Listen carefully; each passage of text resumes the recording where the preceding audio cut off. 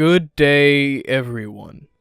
Today, on philosophy, I'll be discussing what is, in my opinion, the vestigial nature of pride and shame, and why they should be retired alongside so many of the other normalities of old.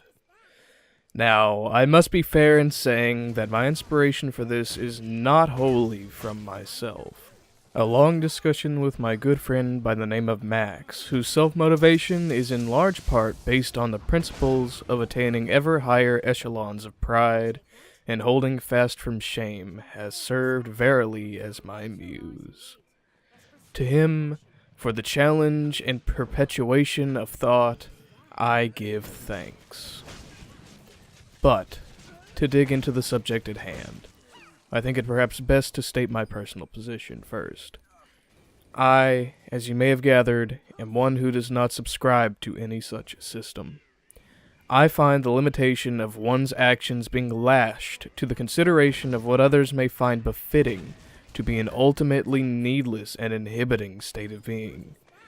As one whom strives to foremost instill the ideas of self-determination, aspiration for grand works of philanthropy, and pursuit of the truths of the world in myself and others, I feel adherence to such a system is at best to lessen the commitment and depth of these and other goals, and at worst, one that completely disallows these ultimate ideals.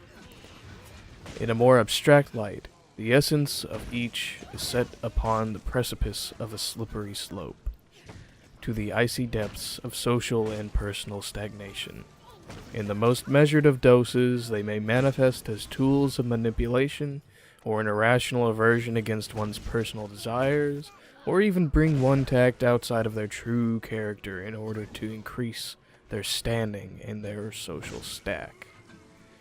In less careful injections, they can easily bring forth a roiling cascade of chaos in one's group or gathering, thanks to any of the previously mentioned, for acquisition of that which is most superficial, the zenith of pride, and the nadir of shame. In so many words, they shift the focus of one from others to themselves, and not for the sake of evolving in their character or skills, but in paradox the satisfaction of the group, and exercise of the favor they have gained. All of these pitfalls and more forge the engine of distraction of one from what I find perhaps the most important: growth of oneself, the muscle of one's abilities, their honest relationships with others, and their contribution to the ones they care for and the world at large. They transform failures from something only to learn from to something to recoil back at, retract any such slight, and to reform to the status quo, if not provide a rationale to recluse oneself in fear of committing some intangible trespass.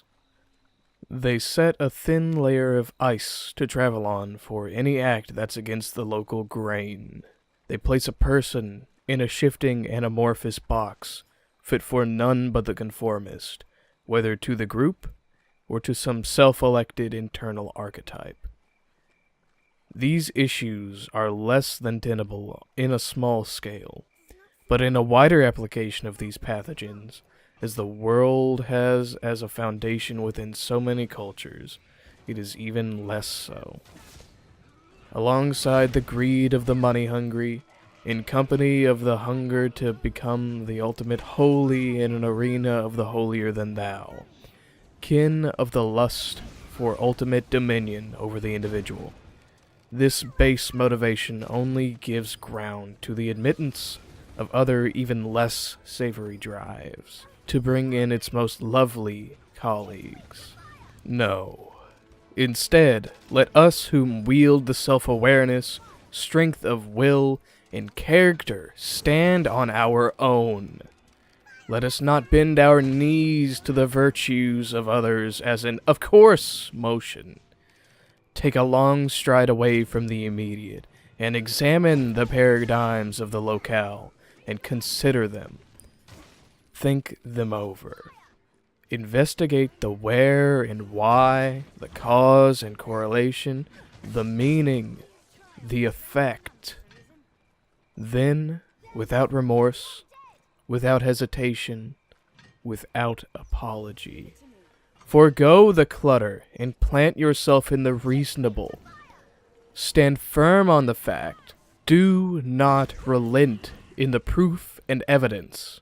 Remain immobile on the just. But, in your foregoing, never fall in ignorance of reconsideration. Do not bolt your standards of choice to anything less than the utmost. With tactful zeal, do not yield. And by these principles, pursue your fate. Give chase to your most personal desires, and aid where you may that of others.